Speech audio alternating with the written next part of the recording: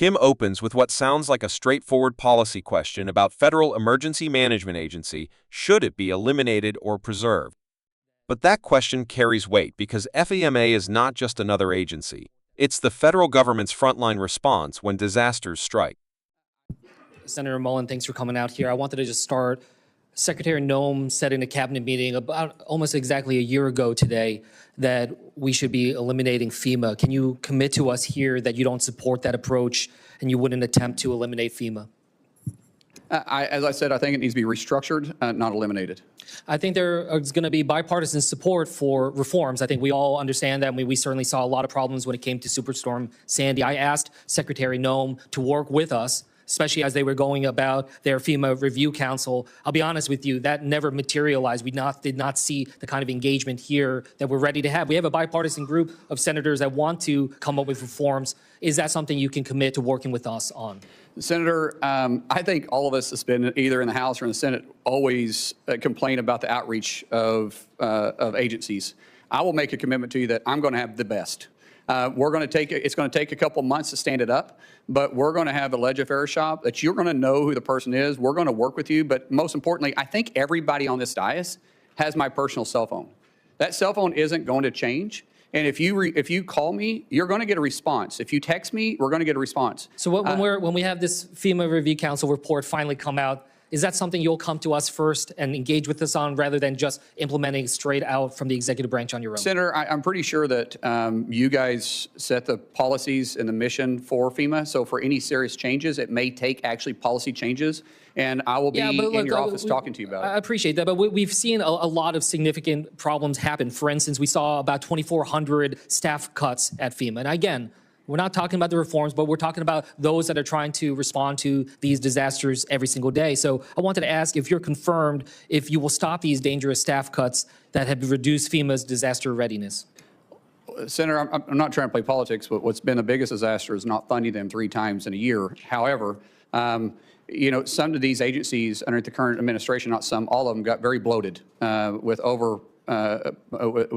having too many employees. You think there's still too many staff at FEMA? Senator, I can't answer that. When I get there, we'll be adequately staffed to respond to our nation's disasters. But it's going to take some time to get there because, like I said, people are quitting today because they're not getting paid for the 3rd time in a year. And we can't allow that to take place. I agree, and I hope that we can move forward on that. But one thing that has demonstrated a lack of priority by this administration is the fact that we never actually had a full nominee for FEMA. So I just wanted to ask, do you agree that we need an actual nominee to be a full FEMA administrator that has real experience in emergency management? Absolutely. We're already looking at some in the case that we do get confirmed, which I'm hopeful we do.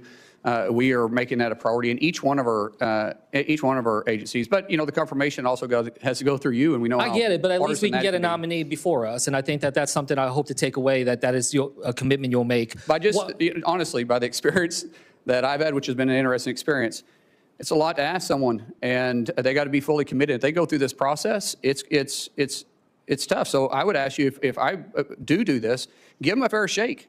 For me, a lot of you guys aren't giving me a fair shake to even earn your support. So if I bring somebody else into you, maybe you'll give them a fair shake and you'll actually work with them because I'm going to find somebody that is capable of doing the job, that's smarter at me at doing the job, that has experience doing the job.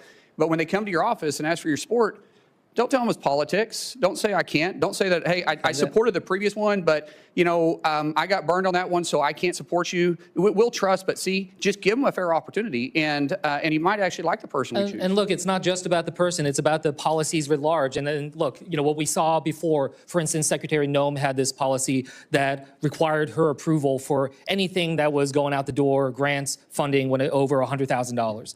And I'll be honest with you, it was disastrous. It held up so much of the funding to FEMA and other parts of DHS. You know, Senator Peters and I did a review of this. Over 1,000 FEMA contracts, grants, and disaster assistance awards were delayed. So I wanted to ask you if you can commit to revoking this $100,000 policy by Secretary Noem. Sir, we talked in your office about that, and absolutely. That's called micromanaging, and I don't know if Secretary put that in or someone else did. I'm not a micromanager. We put people in, we empower them to make decisions. What is required to come into my level will make decisions. We will have a very clear line of communication with every one of our agency's heads on their authority that is given to you, that you gave to them within their parameters, and we'll discuss. But we're also going to be very responsible for the taxpayer dollars. But it's unrealistic It's just about to some it's degree. just adding so much red tape, though. I mean, it Yes, really I agree. delayed, especially when it came to disaster response I and agree. the Texas floods. I want to switch gears here. This is something you remember we talked about, but we have this effort right now. ICE has purchased a warehouse in Roxbury, New Jersey. It's a facility the size of 8 football fields to house over 1,500 detainees. Never once did an ICE official go and talk to the local mayor, talk to the local law enforcement, assess the situation alongside the locals. So I just want to ask you, is that fair that DHS is imposing these types of large-scale detention facilities without local engagement and input? Sir, being from small rural Oklahoma, it's a big impact, and the community should be visited with, especially when you start taking a warehouse off. It takes it off the tax roll, which can make a huge impact, and you got to deal with impact aid if they're eligible for it. And then you got to talk about infrastructure. One thing I do know is construction.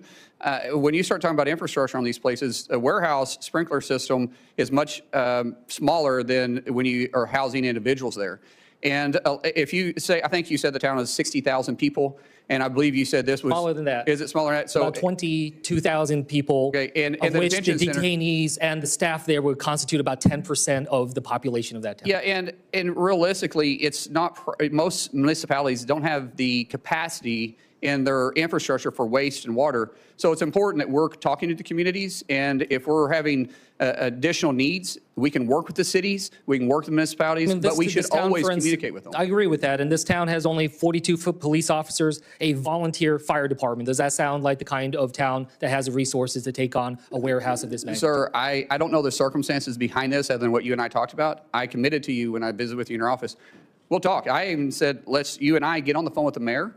If I'm confirmed, I'll make a trip out there and see it for myself, because it's a big concern of yours, and we want to address those concerns. And if it's not practical, but I also said it's got to be, there may be a specific reason why it's there. If I can't explain that to you, then that's a different story. But if there's a specific reason I can explain it to you to make it make sense, let's talk about it. But if not, then maybe we can be better partners moving I'm forward. glad that you commit to talking about it. There are some documents I asked ICE to send us about their evaluations of the warehouse. We have still yet to get it. Will you commit that that is something that we can get once If the you're set? documents are available, yes, but I've also offered something much better. I'll go with you personally and look at it. That's something that the local community will appreciate, and I hope that you will reassess this As warehouse. I said in my opening statements, we want to protect the homeland, but we also want peace of mind and bring back confidence to the Department of Homeland Security. And all this means that we got to work on that, and I will work on that. Whether it's hurricanes, floods, or wildfires, FEMA represents the promise that when something goes wrong at a massive scale, the government will step in and help stabilize the situation. Mullin's response saying FEMA should be restructured, not eliminated, might sound like a compromise, but it introduces a critical distinction that viewers should understand. In Washington, reform can mean very different things depending on how it's implemented. Reform can strengthen an agency by improving efficiency and accountability, or it can weaken it if it results in fewer resources, less staffing, or slower response times. That's why Kim doesn't stop there. He immediately pivots to something more concrete: staffing cuts. When Kim brings up the reduction of FEMA personnel, he's not just talking numbers. He's pointing to a practical reality: disaster response is labor-intensive. You need people on the ground, coordinating logistics, distributing aid, assessing damage, and working with local authorities. If those people aren't there, the system slows down. And when the system slows down during a disaster, real people suffer delays in getting help.